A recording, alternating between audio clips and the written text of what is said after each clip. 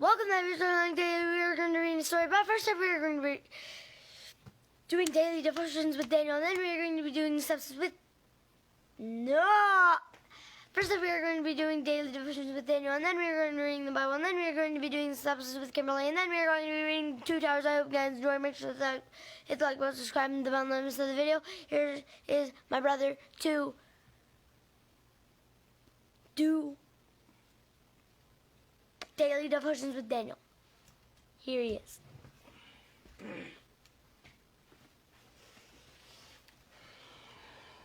Hello. Oh shoot, like, oh my gosh, like, wait, there. Okay, June 5th, right? God our refuge. He who dwells in the secret place of the Most High shall abide under the shadow of the Almighty. Psalm 91:8. In the 1950s, at the height of the Cold War, many families built underground fallout shelters in their backyards as a defense against a nuclear attack. Not many people know that the United States government built a massive bunker beneath the famous Greenbrier Resort in White Sulphur Springs, West Virginia, large enough to house an entire Congress so the government could continue to function in case of attack. If it was kept, it was kept secret for 30 years, only revealed to the public in 1992, and was never used. There's nothing wrong with taking precautions against approaching dangers. But a time of danger is fast approaching against which no human defense will be able to stand. During the coming tribulation, judgments more powerful than any nuclear attack will be released from heaven. But there is a refuge, God Himself, who belongs to those who belong to God through faith in Christ will be removed from the earth before the tribulation. Make Him your dwelling place, and no evil shall befall you. Psalm 91:9-10. How do you make God your refuge and hiding place? How do you make God your refuge and hiding place? By trusting in His Son, Jesus Christ, through faith. Only he who can say, "The Lord is the strength of my life," can say, "Of whom shall I be afraid?" Alexander McLaren.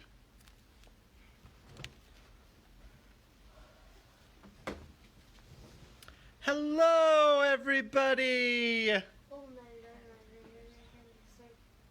My name is David. I'm going to be reading to you. All right, this is 1 Samuel chapter 26, and this is the English Standard Version. Get to wear my Hawaiian shirt today. We're doing a luau later, not really. All right, 1 Samuel chapter 26. Then the Ziphites came to Saul at Gibeah, saying, "Is not David hiding himself on the hill of Hachilah, which is on the east of Jeshimon?" So Saul arose and went down to the wilderness of Ziph, with 3,000 chosen men of Israel to seek David in the wilderness of Ziph. And Saul encamped on the hill of Hachilah, which is beside the road on the east of Jeshimon. But David remained in the wilderness. When he saw that Saul came after him into the wilderness, David sent out spies and learned that Saul had indeed come. Then David rose and came to the place where Saul had encamped, and David saw the place where Saul lay with Abner, the son of Ner, the commander of his army. Saul was lying within the encampment while the army was encamped around him. Then David said to Ahimelech the Hittite and to Joab's brother Abishai, the son of Zeruiah, "Who will go down with me into the camp of Saul?" And Abishai said, "I will go down with you." So David and Abishai went to the army by night, and there lay Saul sleeping within the encampment, with the spear stuck in the ground at his head, and Abner and the army lay around him. Then Abishai said to David, "God has given your enemy into your hand this day.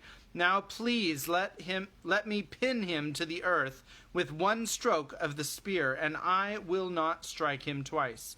But David said to Abishai, "Do not destroy him, for who can put out his hand against the Lord's anointed and be guiltless?" And David said, "As the Lord lives, the Lord will strike him on his day will come to die, or his day will come to die, or he will go down into battle and perish.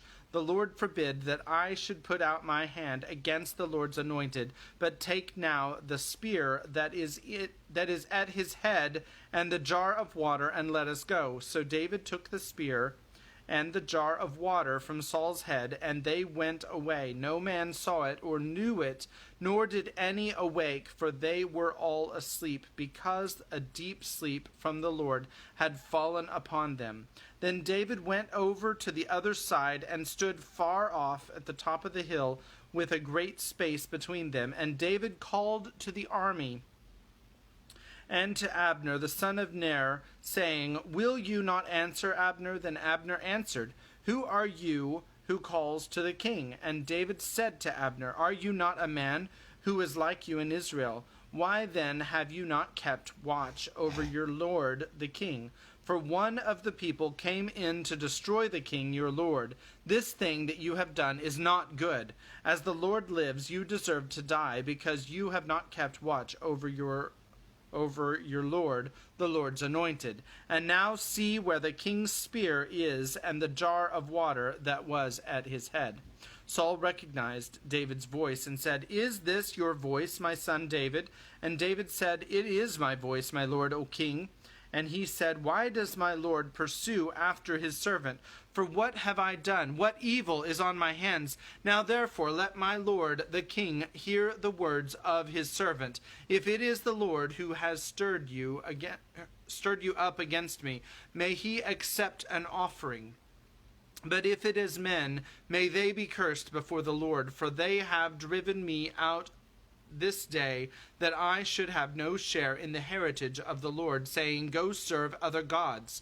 Now therefore let not my blood fall to the earth away from the presence of the Lord. For the king of Israel has come out to seek a single flea, like one who hunts a partridge in the mountains." Then Saul said, "I have sinned. Return, my son David, for I will no more do you harm, because my life was precious in your eyes this day. Behold, I have acted foolishly, and have made a great mistake." And David answered and said, "Here is the spear, O king. Let one of the young men come over and take it. The Lord rewards every man for his righteousness and his faithfulness. For the Lord gave you into my hand today, and I would not put out my hand against the Lord's anointed. Behold, as your life was precious this day in my sight, so may my life be precious in the sight of the Lord, and may he deliver me out of all tribulation."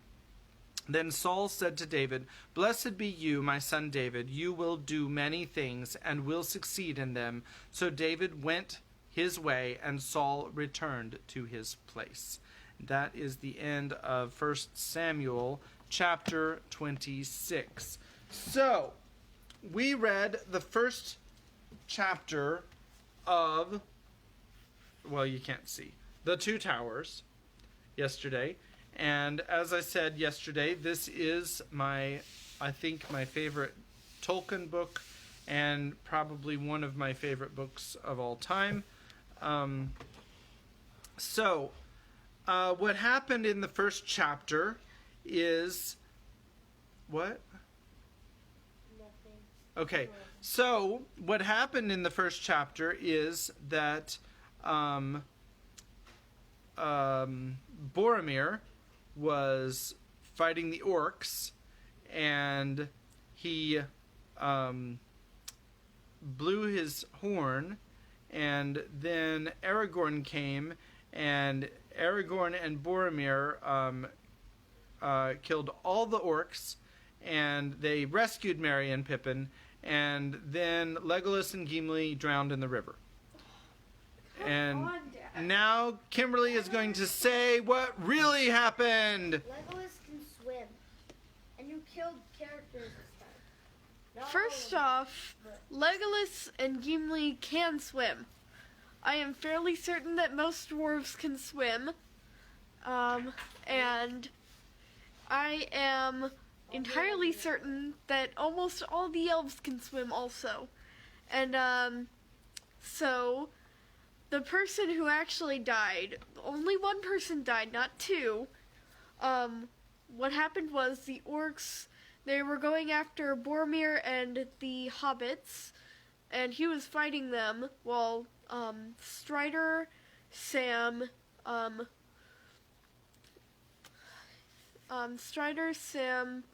and Legolas and Gimli. I'm forgetting names. I will remember it next time. I'm sorry. They were all away, and so he was blowing his horn to call them. And Strider got there right after the battle was finished. The orcs had retreated with the hobbits captive, and Boromir was dying. He wasn't dead then, and he told Strider that he had attacked Frodo. No, he didn't attack Frodo. Yeah, he did. He tried to take the ring from him. Forcefully. He was about to attack him. He literally jumped at him.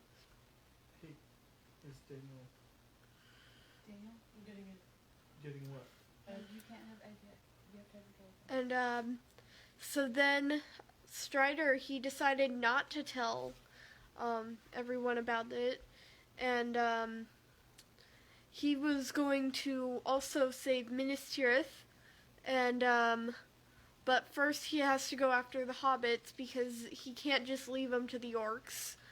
And Frodo and Sam managed to get away on one of the boats without any trouble, and we have not heard much from them yet.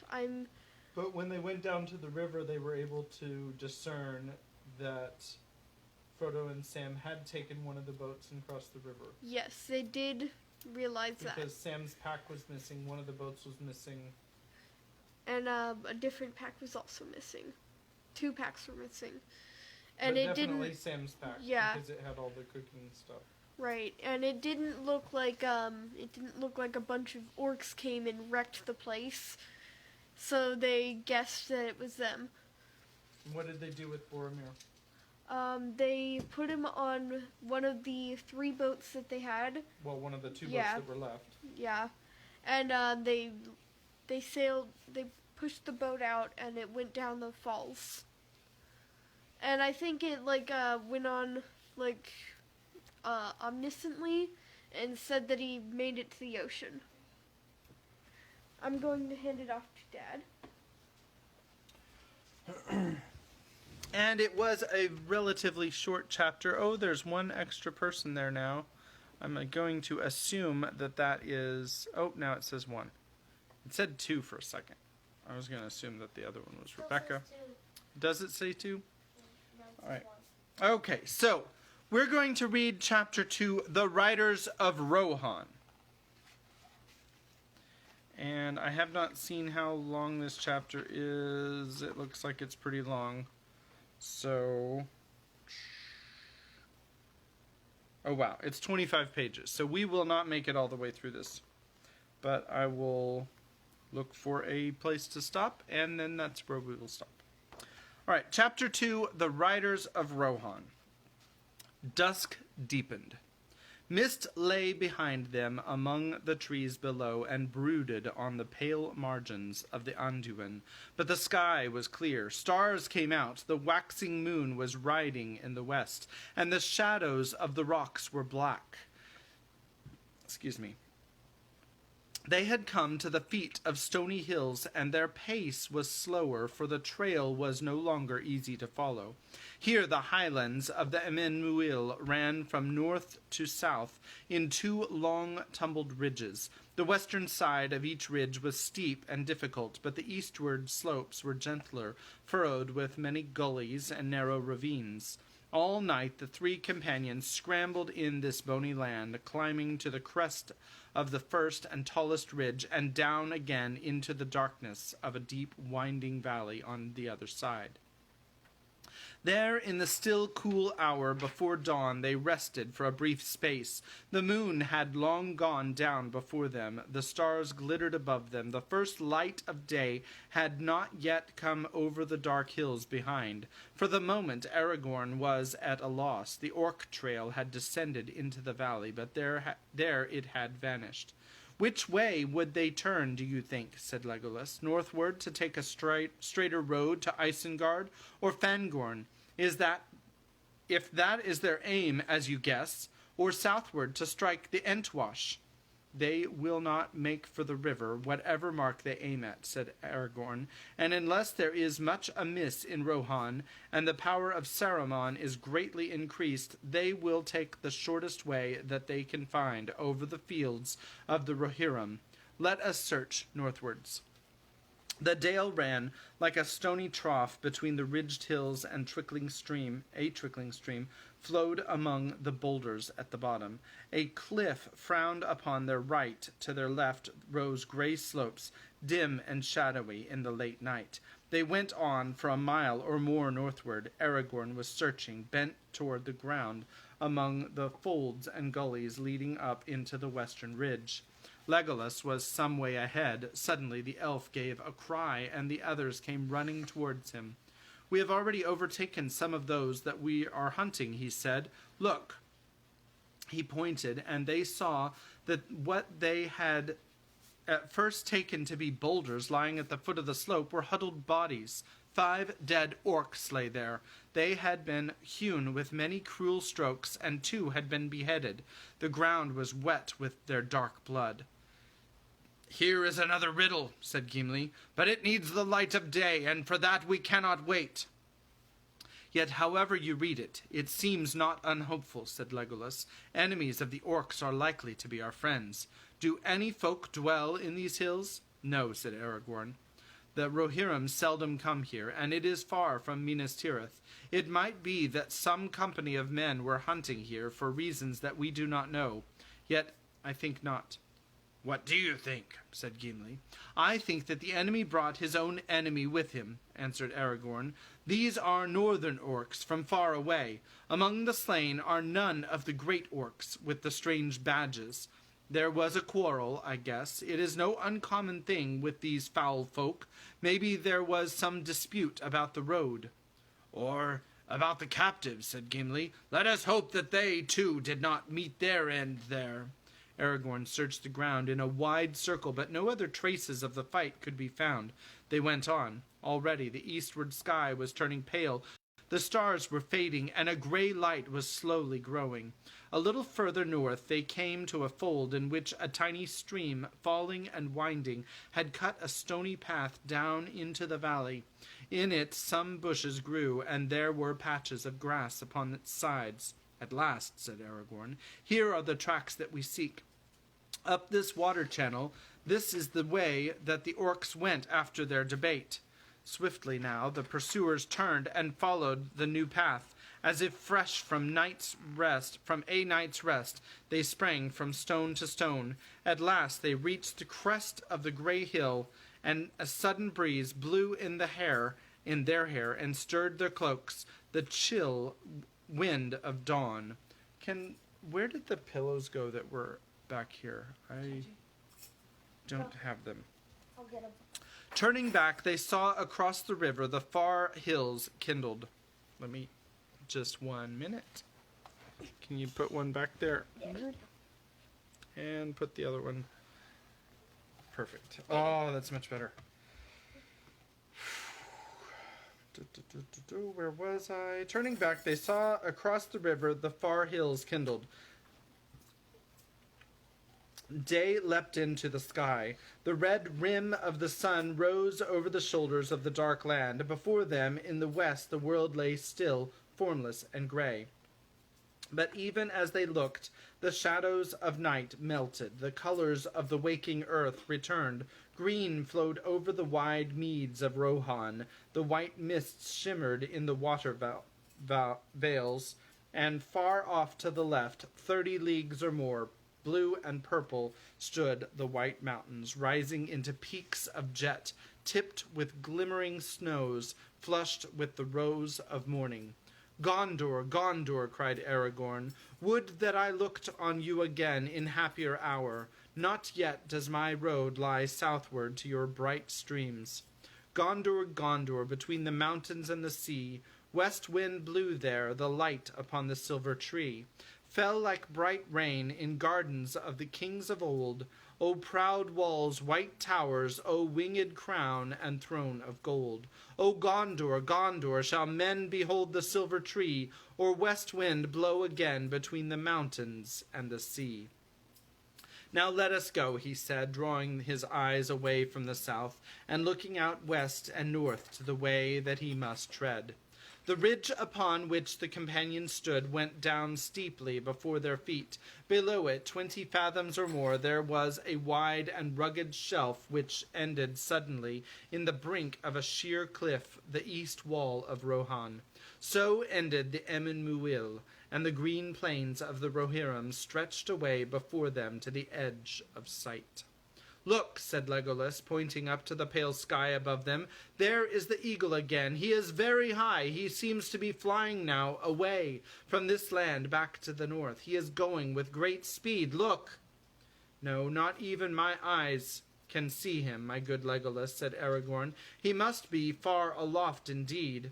I wonder what is his errand, if he is the same bird that I have seen before. But look, I can see something nearer at hand and more urgent. There is something moving over the plain." "Many things," said Legolas. "It is a great company on foot, but I cannot say more, nor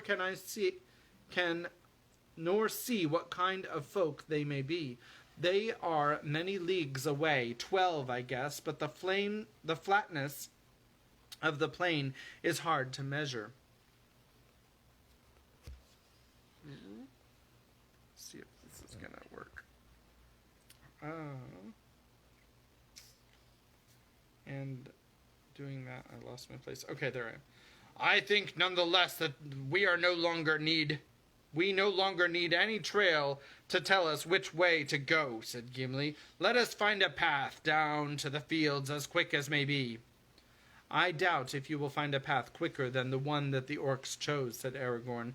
They followed their enemies now by the clear light of day. It seemed that the orcs had pressed on with all possible speed. Every now and again the pursuers found things that had been dropped or cast away: food bags, the rinds and crusts of hard grey bread, a torn black cloak, a heavy iron-nailed shoe broken on the stones. The trail led them north along the top of the escarpment, and at length they came to a deep cleft carved in the rock by a stream that splashed noisily down.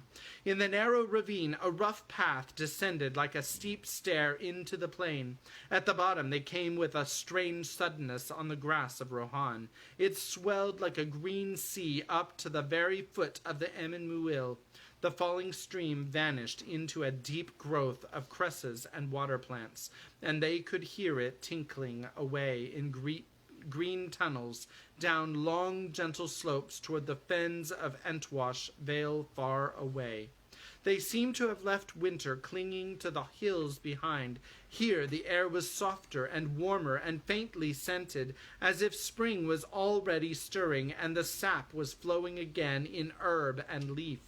Legolas took a deep breath like one that drinks a great draught after long thirsts in barren places. "Ah, the green smell," he said. "It is better than much sleep. Let us run." "Light feet may run swiftly here," said Aragorn. "More swiftly, maybe, than iron-shod orcs. Now we have a chance to lessen their lead." They went in single file, running like hounds on a strong scent, and an eager light was in their eyes. Nearly due west, the broad swath of the marching orcs tramped its ugly slot. The sweet grass of Rohan had been bruised and blackened as they passed. Presently Aragorn gave a cry and turned aside. "Stay," he shouted. "Do not follow me yet." He ran quickly to the right, away from the main trail, for he had seen footprints that went that way, branching off from the others, the marks of small, unshod feet.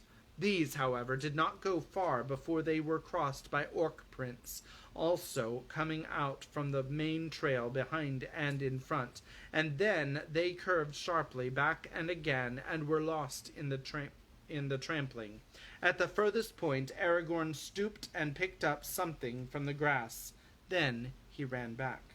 "Yes," he said, "they are quite plain. A hobbit's footprints. Pippin's, I think. He is smaller than the other. And look at this." He held up a thing that glittered in the sunlight. It looked like the new opened leaf of a beech tree, fair and strange in the treeless plain.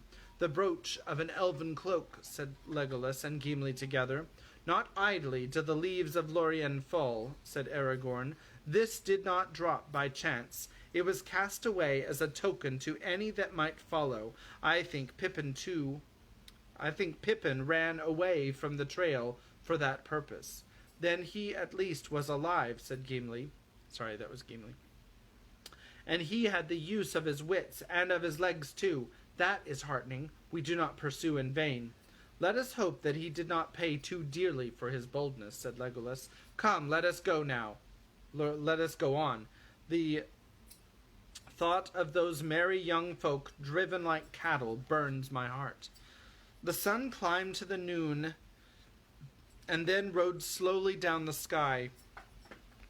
Light clouds came up out of the sea in the distant south and were blown away upon the breeze. The sun sank. Shadows rose behind and reached out long arms from the east. Still the hunters held on. One day now had passed since Boromir fell, and the orcs were yet far behind. No longer could any sight of them be seen in the level plains. As nightshade was closing about them, Aragorn halted. Only twice in the day's march had they rested for a brief while, and 12 leagues now lay between them and the eastern wall where they had stood at dawn.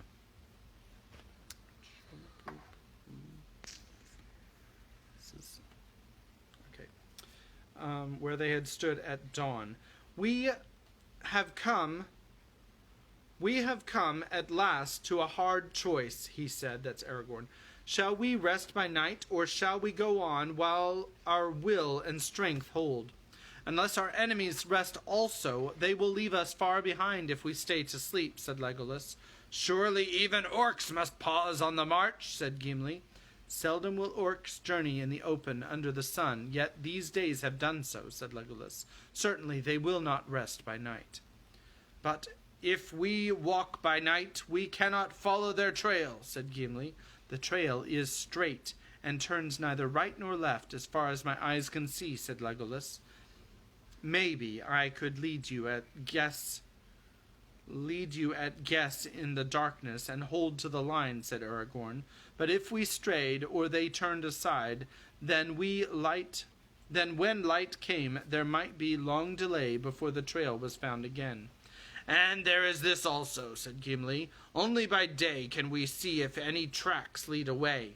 If a prisoner should escape, or if one should be carried off eastward, say, to the great river, towards Mordor, we might pass the signs and never know it." "That is true," said Aragorn. "But if I read the signs back yonder rightly, the orcs of the White Hand prevailed, and the whole company is now bound for Isengard. Their present course bears me out. Yet it would be rash to be sure of their counsels," said Gimli. "And what of escape? In the dark we should have passed the signs that led you to the brooch." "The orcs will be doubly on their guard since then, and the prisoners even wearier," said Legolas. There will be no escape again if we do not contrive it. How that is to be done cannot be guessed, but first we must overtake them. And yet even I, dwarf of many journeys, and not the least hardy of my folk, cannot run all the way to Isengard without any pause, said Gimli. My heart burns me too, and I would have started sooner, but now I must rest a little to run the better. And if we rest, then the blind night is the time to do so. I said that it was a hard choice, said Aragorn. How shall we end this debate? You are my guide, said Gimli, and you are skilled in the chase. You shall choose. My heart bids me to go on, said Legolas, but we must hold together. I will follow your counsel. You give the choice to an ill chooser, said Aragorn. Since we passed through the Argonath, my choices have gone amiss. He fell silent, gazing north and west into the gathering night for a long while. We will not walk in the dark, he said at length. The peril of missing the trail or signs of the other coming and going seems to me the greater. If the moon gives enough light, we would use it, but alas, he sets early and is young and pale. And tonight he is shrouded anyway, Gimli muttered. Would that the lady had given us a light, such as a gift she gave to Frodo. It will be more needed where it is bestowed, said Aragorn. With him lies the true quest. Ours is but a small matter in the great deeds of this time, a vain pursuit from its beginning, maybe, which no choice of mine can mar or mend. Well, I have chosen, so let us use the time as best we may. He cast himself on the ground and fell at once into sleep, for he had not slept since their night under the shadow of Tol Brandir. Before dawn was in the sky, he woke and rose. Gimli was still deep in slumber, but Legolas was standing, gazing northward into the darkness, thoughtful and silent as a young tree in a windless night. They are far, far away, he said sadly, turning to Aragorn. I know in my heart that they have not rested this night. Only an eagle could overtake them now. None the less, we will still follow as we may, said Aragorn. Stooping, he roused the dwarf. Come, we must go, he said. The scent is growing cold. But it is still dark, said Gimli. Even Legolas on the hilltop could not see them till the sun is up. I fear that they have passed beyond my sight from hill or plain, under moon or sun, said Legolas. Where sight fails, the earth may bring us rumor, said Aragorn. The land must groan under their hated feet.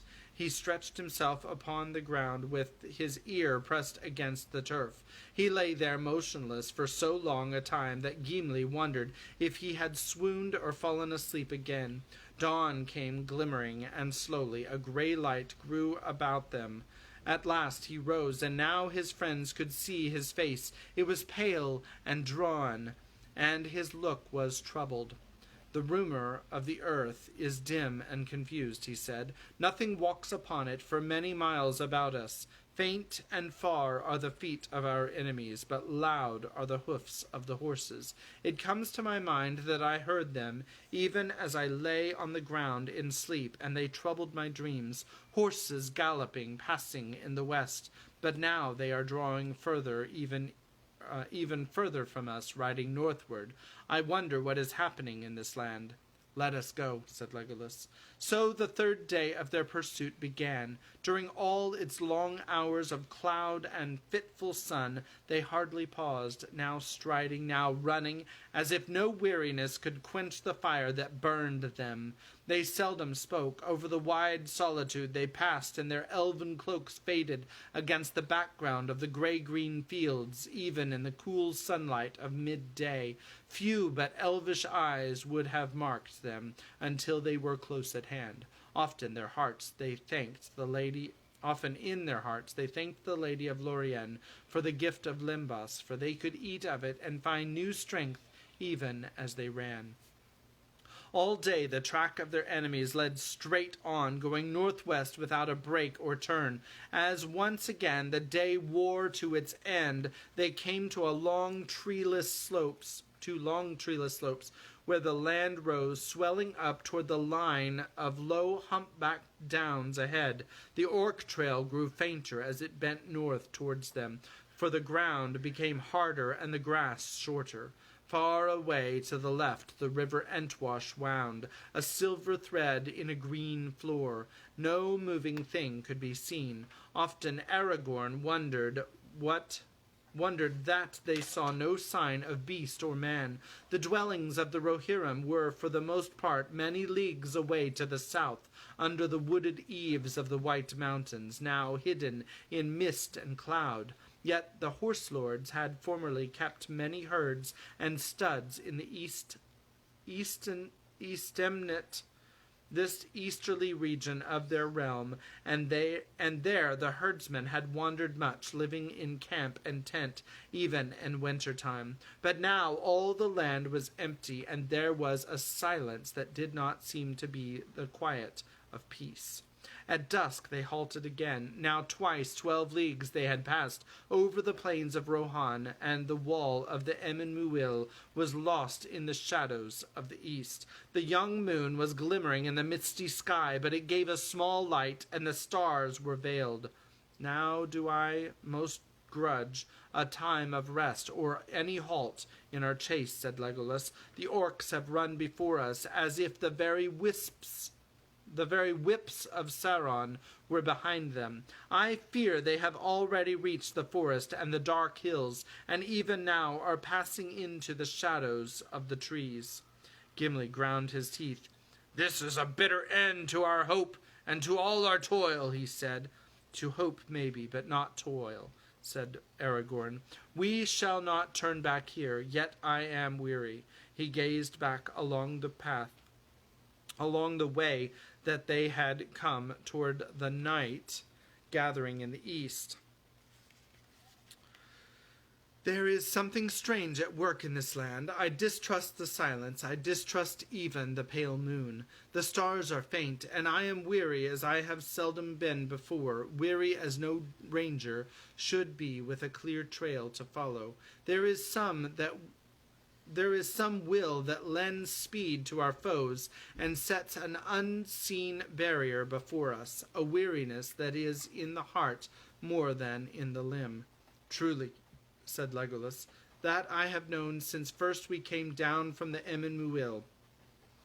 For the will is not behind us, but before us. He pointed away over the land of Rohan into the darkling west under the sickle moon. Saruman, muttered Aragorn, but he shall not turn us back. Halt we must once more, for see, even the moon is falling into gathering cloud. But north lies our road between Down and Fen when day returns. And here is a picture for us to look at. You can see the three, Aragorn and Legolas and Gimli. And then on the bottom, there's some orcs that are carrying some hobbitses.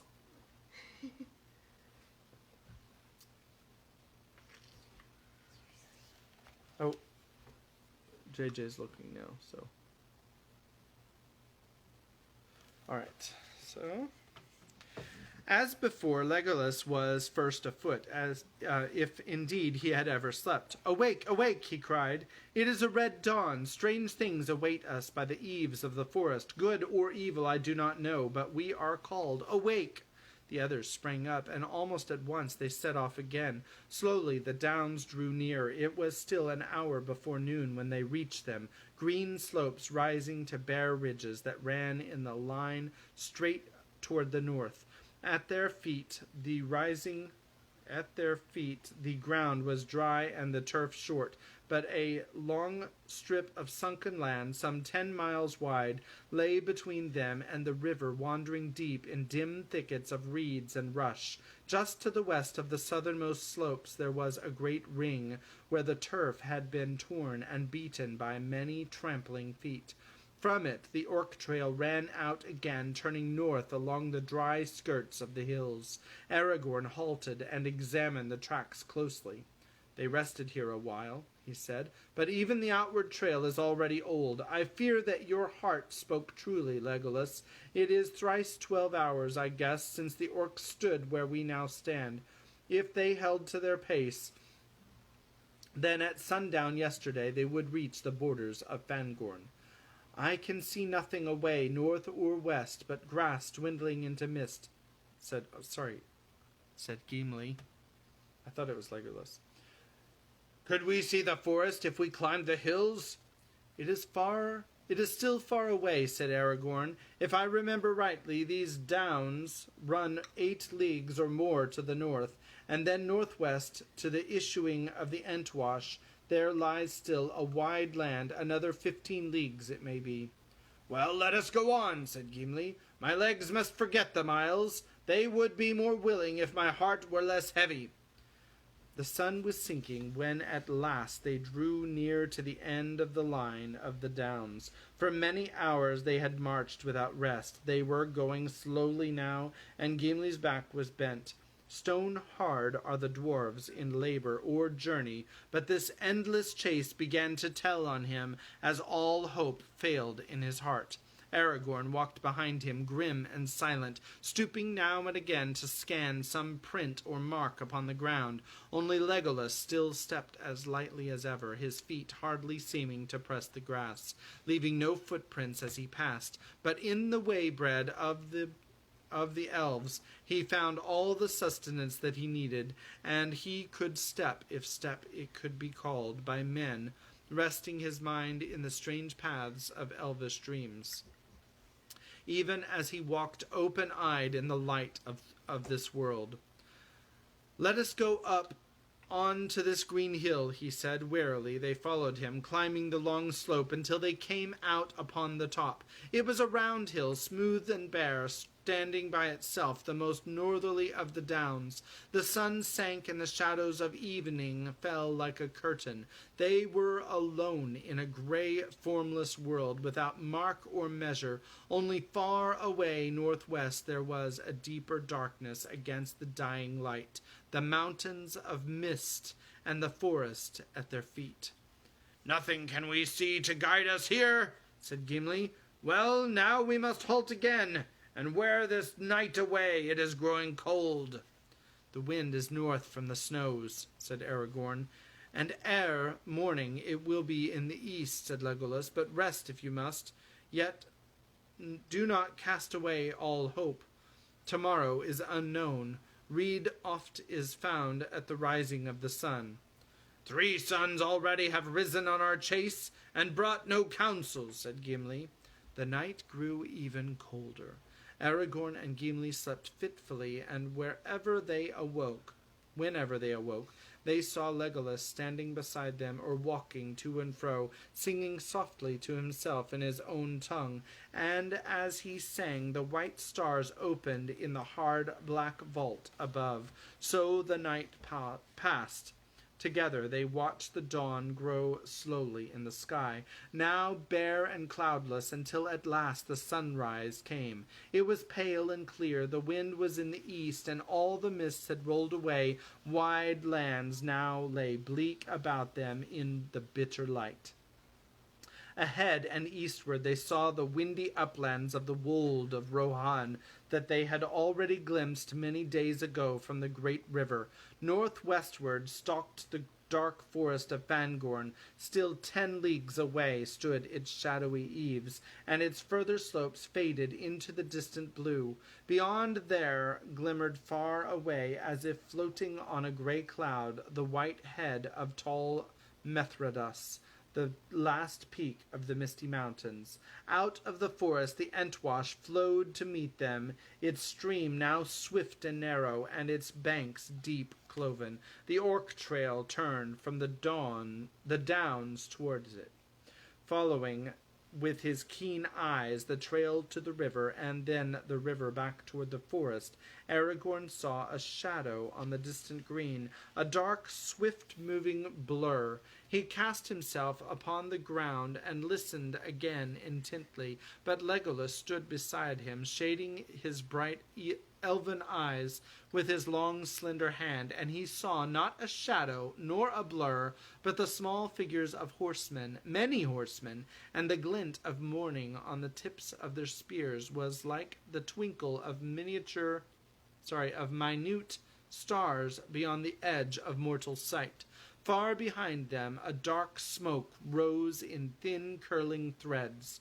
There was a silence in the empty fields, and Gimli could hear the air moving in the grass. "Riders!" cried Aragorn, springing to his feet. "Many riders on swift steeds are coming towards us." "Yes," said Legolas, "there are 105. Yellow is their hair, and bright are their spears. Their leader is very tall." Aragorn smiled. "Keen are the eyes of elves," he said. "Nay, the riders are little more than 5 leagues distant," said Legolas. 5 leagues or 1, said Gimli. "We cannot escape them in this bare land. Shall we wait for them here, or go on our way?" "We will wait," said Aragorn. "I am weary, and our hunt has failed, or at least others were before us, for these horsemen are riding back down the Orc trail. We may get news from them." "Or spears," said Gimli. "There are 3 empty saddles, but I see no hobbits," said Legolas. "I did not say that we should hear good news," said Aragorn, "but, evil or good, we will await it here."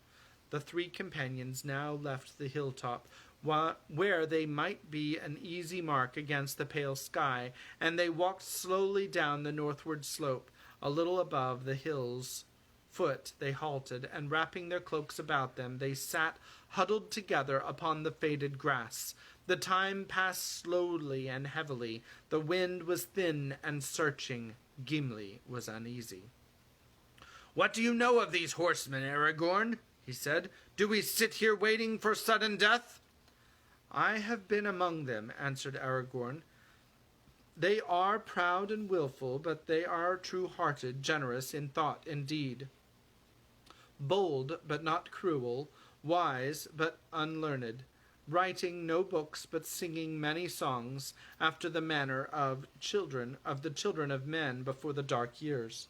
But I do not know what has happened here of late, nor in what mind the Rohirrim may now be between the traitor Saruman and the threat of Sauron. They have long been the friends of the people of Gondor, though they are not akin to them. It was in forgotten years long ago that Eorl the Young brought them out of the north, and their kinship is rather with the Bardings of Dale and with the Beornings of the wood, among whom may still be seen many men tall and fair, as are the Riders of Rohan. At least they will not love the orcs. But Gandalf spoke a rumor that they pay tribute to Mordor, said Gimli. I believe it no more than did Boromir, answered Aragorn. You will soon learn the truth, said Legolas. Already they approach. At length, even Gimli could hear the distant beat of galloping hoofs. The horsemen followed the trail and turned from the river and were drawing near the downs. They were riding like the wind. Now the cries of clear, strong voices came ringing over the fields. Suddenly they swept up with a noise like thunder, and the foremost horseman swerved, passing by the foot of the hill and leading the host back southward along the western skirts of the downs. After him they rode, a long line of mail-clad men, swift, shining, fell, and fair to look at, and to look upon. Their horses were of great stature, strong and clean-limbed. Their grey coats glistened, their long tails flowed in the wind, their manes were braided on their proud necks. The men that rode them matched them well, tall and long-limbed, their hair, flaxen pale, flowed upon their light helms and streamed in long braids behind them. Their faces were stern and keen. In their hands were tall spears of ash. Painted shields were slung at their backs. Long swords were at their belts. Their burnished shirts of mail hung down upon their knees. In pairs they galloped by, and though every now and then one rose in his stirrups and gazed ahead and to either side, they appeared not to perceive the three strangers sitting silently and watching them. The host had almost passed when suddenly Aragorn stood up and called in a loud voice, "What news from the north, riders of Rohan?" With astonished speed and skill, they checked their steeds, wheeled, and came charging around. Soon the three companions found themselves in a ring of horsemen, moving in a running circle up the hill slope behind them and down, round and round them, and drawing ever inwards. Aragorn stood silent, and the other two sat without moving, wondering what way things would turn. Without a word or a cry, suddenly the riders halted. A thicket of spears were pointed toward the strangers, and some of the horsemen had bows in hand, and their arrows were already fitted to the string. Then one rode forward, a tall man, taller than all the rest. From his helm as his crest a white horsetail flowed. He advanced until the point of his spear was within a foot of Aragorn's breast. Aragorn did not stir. "Who are you, and what are you doing in this land?" said the rider, using the common speech of the West, in a manner and tone like to the speech of Boromir, man of Gondor. "I am called Strider," answered Aragorn. "I came out of the north. I am hunting orcs." The rider leapt from his horse, giving his spear to another who rode up and dismounted at his side. He drew his sword and stood face to face with Aragorn, surveying him keenly, and not without wonder. At length he spoke again. "At first I thought you yourselves were orcs," he said, "but now I see that it is not so. Indeed, you know little of orcs if you go hunting them in this fashion. They were swift and well armed, and they were many. You would have changed from hunters to prey if ever you had overtaken them. But there is something strange about you, Strider." He bent his clear, bright eyes again upon the ranger. "That is no name for a man that you give, and strange too is your raiment. Have you sprung out of the grass? How did you escape our sight? Are you elvish folk?" "No," said Aragorn. "Only one of us is an elf. Legolas from the woodland realm is in distant Mirkwood, but we have passed through Lothlorien, and the gifts and flavor of the lady go with us." And favor, not the flavor. "The favor of the lady go with us." The rider looked at him with renewed wonder, but his eyes hardened. "Then there is a lady of the Golden Wood, as old tales tell," he said. "Few escape her nets, they say. These are strange days, but if you have her favor, then you also are net weavers and sorcerers, maybe." He turned a cold glance suddenly upon Legolas and Gimli. "Why do you not speak, silent ones?" he demanded.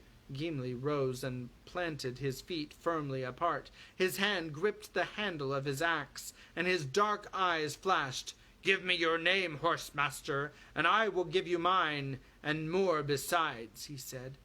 "As for that," said the rider, staring down at the dwarf, "the stranger should declare himself first. Yet I am named Eomar, son of Eomund, and I am called Third Marshal of the Riddermark." Then Eomar, son of Eomund, Third Marshal of Riddermark, let Gimli, the dwarf Glóin's son, warn you against foolish words. You speak evil of that which is fair beyond the reach of your thought, and only little wit can excuse you. Eomer's eyes blazed, and the men of Rohan murmured angrily and closed in, advancing their spears. "I would cut off your head, beard and all, Master Dwarf, if it stood but a little higher from the ground," said Eomer. "He stands not alone," said Legolas, bending his bow and fitting an arrow with hands that moved quicker than sight. "You would die before your stroke fell." Eomer raised his sword, and things might have gone ill, but Aragorn sprang between them and raised his hand. "Your pardon, Eomer," he cried. When you know more, you will understand why you have angered my companions. We intend no evil to Rohan, nor to any of its folk, neither to man nor to horse. Will you not hear our tale before you strike?" "I will," said Eomer, lowering his blade. Excuse me. "But wanderers in the Riddermark would be wise to be less haughty in these days of doubt. First, tell me your right name." "First, tell me whom you serve," said Aragorn, "and you, friend or foe of Sauron, the Dark Lord of Mordor." "I serve only the Lord of the Mark, Theoden, King's son of Thingol," answered Eomer. "We do not serve the power of the Black Land far away, but neither are we yet at open war with them. And if you are fleeing from him, then you had best leave this land. There is trouble now on all our borders, and we are threatened, but we desire only to be free and to live as we have lived, keeping our own and serving no foreign lord, good or evil. We welcomed guests kindly in the better days, but in these times the unbidden stranger finds us swift and hard. Come, who are you? Whom do you serve? And whose command do you hunt orcs, or at whose command do you hunt orcs in our land?" "I serve no man," said Aragorn, "but the servants of Sauron I pursue into whatever land they may go. There are few among mortal men who know more of orcs, and I do not hunt them in this fashion out of choice. The orcs whom we pursued took captive 2 of my friends. In such need, a man that has no horse will go on foot, and he will not ask for leave to follow the trail, nor will he count the heads of the enemy save with a sword. I am not weaponless." Aragorn threw back his cloak. The elven sheath glittered as he grasped it, and the bright blade of Anduril shone like a sudden flame as he swept it out.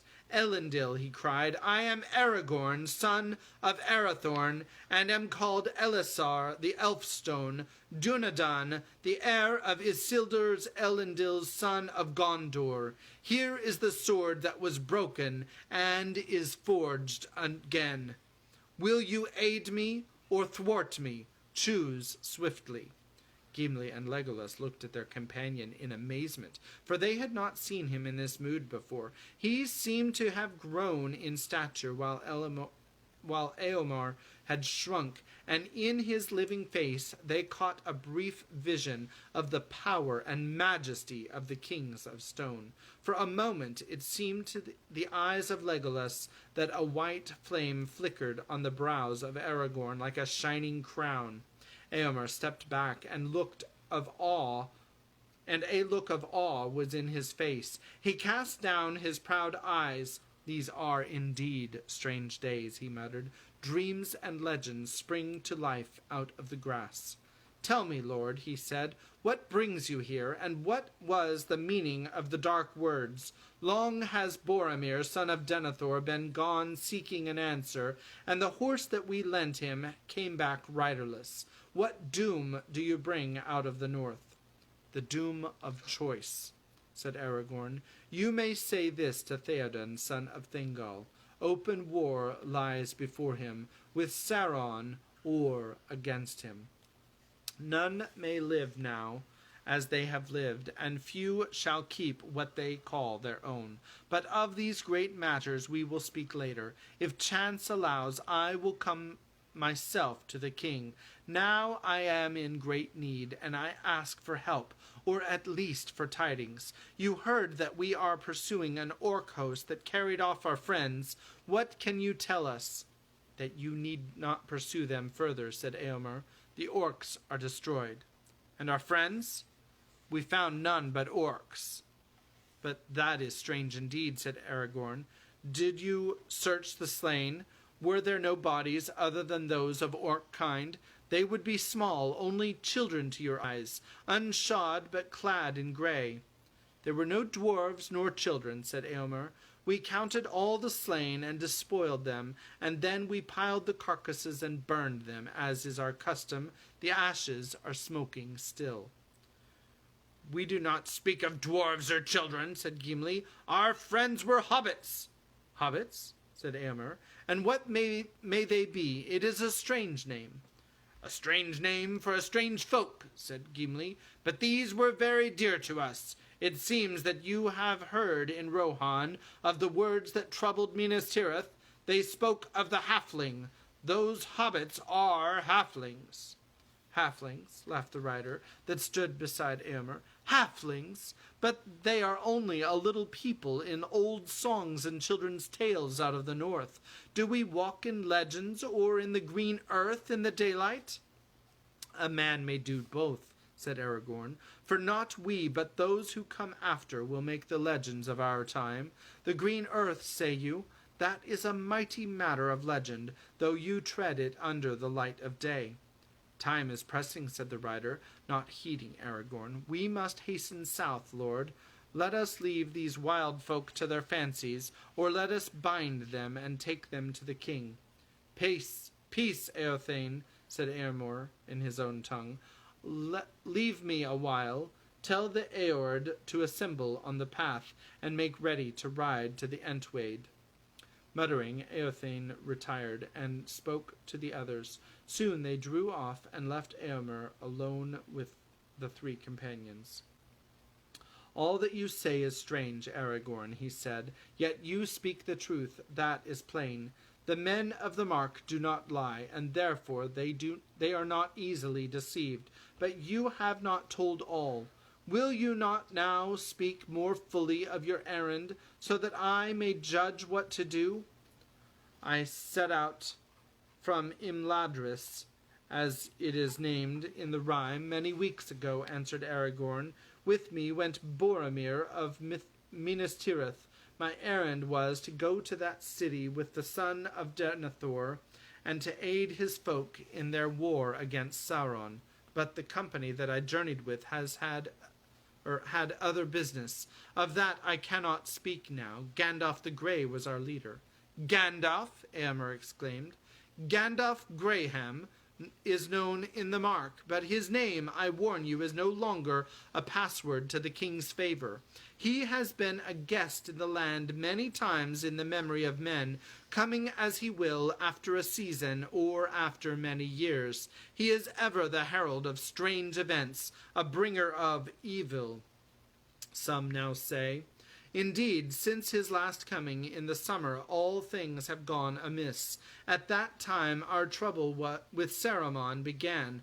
Until then we counted Saruman our friend, but Gandalf came and warned us that sudden war was preparing in Isengard. He said that he himself has been a prisoner in Orthanc and had hardly escaped, and he begged for help. But Theoden would not listen to him, and he went away. Speak not the name of Gandalf loudly in Theoden's ears. He is wroth, for Gandalf took the horse that is called Shadowfax, the most precious of all the king's steeds, chief of the Mearis, which only the Lord of the Mark may ride. For the sire of their race was a great horse of Eorl, that knew the speech of men. 7 nights ago Shadowfax returned, but the king's anger is not less, for now the horse is wild, and will let no man handle him. Then Shadowfax has found his way alone from the far north, said Aragorn, for it was there that he and Gandalf parted. But alas, Gandalf will ride no longer. He fell into darkness in the mines of Moria, and comes not again. That is heavy tidings, said Eomer, at least to me, and to many, though not to all, as you may find, if you come to the king. It is tidings more grievous than any in this land can understand, though it may touch them sorely ere the year is much older, said Aragorn. But when the great fall, the less must lead. My part it has been to guide our company on the long road from Moria. Through Lorien we came, of which we were well that you should learn the truth ere you speak of it again. And thence down the leagues of the great river to the falls of Rorus. There Boromir was slain by the same orcs whom you destroyed. Your news is all of woe, said Eomer in dismay. Great harm is this death to Minas Tirith and to us all. That was a worthy man, all spoke his praise. He came seldom to the mark, for he was ever in the wars of the east borders. But I have seen him, more like to the swift sons of Eorl than to the grave men of Gondor. He seemed to me, and likely to prove a great captain to his people when his time came. But we have had no word of this grief out of Gondor. When did he fall? It is now the 4th day since he was slain, answered Aragorn, and since the evening of that day we have journeyed from the shadow of Tol Brandir. On foot? Cried Eomer. Yes, even as you see us. Wide wonder came into Eomer's eyes. Strider is too poor a name, son of Arathorn, he said. Wingfoot I name you. This deed of the 3 friends should be sung in many a hall. 40 leagues and 5 you have measured ere the 4th day is ended. Hardy is the race of Elendil. But now, Lord, what would you have me do? I must return in haste to Theoden. I spoke warily before my men. It is true that we are not yet at open war with the Black Land, and there are some close to the king's ear that speak craven counsels, but war is coming. We shall not forsake our old alliance with Gondor, and while they fight we shall aid them, so say I and all who hold with me. The Eastmark is my charge, the ward of the 3rd Marshal, and I have removed all our herds and herdfolk, withdrawing them from beyond the Entwash, and leaving none here but guards and swift scouts. Then you do not pay tribute to Sauron? Said Gimli. We do not, and we never have, said Eomer with a flash of his eyes, though it comes to my ears that lie has been told. Some years ago the Lord of the Black Land wished to purchase horses of us at great price, but we refused him, for he put beasts to evil use. Then he sent plundering orcs, and they carry off what they can, choosing always the black horses. Few of these are now left. For that reason our feud with the orcs is bitter. But at this time our chief concern is with Saruman. He has claimed lordship over all this land, and there has been war between us for many months. He has taken orcs into his service, and wolf riders, and evil men, and he has closed the gap against us, so that we are likely to be beset both east and west. It is ill dealing with such a foe. He is a wizard, both cunning and dwimmercrafty. Whatever dwimmercrafty means, I'm not actually sure. Having many guises, he walks here and there, they say, as an old man, hooded and cloaked, very like to Gandalf, as many now recall. His spies slip through every net, and his birds of ill omen are abroad in the sky. I do not know how it will all end, and my heart misgives me, for it seems to me that his friends do not all dwell in Isengard. But if you come to the king's house, you shall see for yourself. Will you not come? Do I hope in vain that you have been sent to me for a help in doubt and need? I will come when I may, said Aragorn. Come now, said Eomer. The heir of Elendil would be a strength indeed to the sons of Eorl in this evil tide. There is battle even now upon the Westamnet, and I fear that it may go ill for us. Indeed, in this riding north I went without the king's leave, for in my absence his house is left with little guard, but scouts warned me of the orc host coming down out of the east wall 3 nights ago, and among them they reported that some bore the white badges of Saruman. So suspected what I most fear, a league between Orthanc and the Dark Tower. I led forth my Aeorid, men of my own household, and we overtook the orcs at nightfall 2 days ago, near to the borders of the Entwood. There we surrounded them, and gave battle yesterday at dawn. 15 of my men I lost, and 12 horses, alas, for the orcs were greater in number than we counted on. Others joined them, coming out of the east across the great river. Their trail is plain to see a little north of this spot, and others too came out of the forest, great orcs who also bore the white hand of Isengard. That kind is stronger and more fell than all others. Nonetheless, we put an end to them, but we have been too long away. We are needed south and west. Will you not come? There are spare horses, as you see. There is work for the sword to do. Yes, and we could... sword. I said sword. I don't know where that came from. Yes, and we could find a use for Gimli's axe and the bow of Legolas, if they will pardon my rash words concerning the Lady of the Wood. I spoke only as do all men of my land, and I would gladly learn better. I thank you for your fair words, said Aragorn, and my heart desires to come with you, but I cannot desert my friends while hope remains. Hope does not remain, said Éomer. You will not find your friends on the north borders. Yet my friends are not behind. We found a clear token not far from the east wall that one, at least, of them was still alive then. But between the wall and the downs we have found no other trace of them, and no trail has turned aside this way or that, unless my skill has wholly left me. Then what do you think has become of them? I do not know. They may have been slain and burned among the orcs, but that, you will say, cannot be, and I do not fear it. I can only think that they were carried off into the forest before the battle, even before you encircled your foes, maybe. Can you swear that none escaped your net in such a way? I would swear that no orc escaped after we sighted them, said Éomer. We reached the forest eaves before them, and if after that any living thing broke through our ring, then it was no orc, and had some elvish power.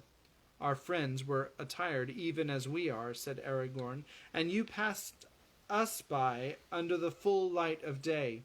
I had forgotten that, said Éomer. It is hard to be sure of anything among so many marvels. The world is all grown strange. Elf and dwarf in company walk in our daily fields, and folk speak with the Lady of the Wood, and yet live, and the sword comes back to war that was broken in the long ages ere the fathers of our fathers rode into the mark. How shall a man judge what to do in such times? As he has ever judged, said Aragorn. Good and ill have not changed since yesteryear, nor are they one thing among elves and dwarves, and another among men. It is a man's part to discern them as much in the golden wood as in his own house.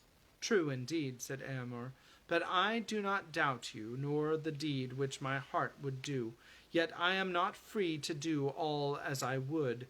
It is against our law to let strangers wander at will in our land, until the king himself shall give them leave, and more strict is the command in these days of peril.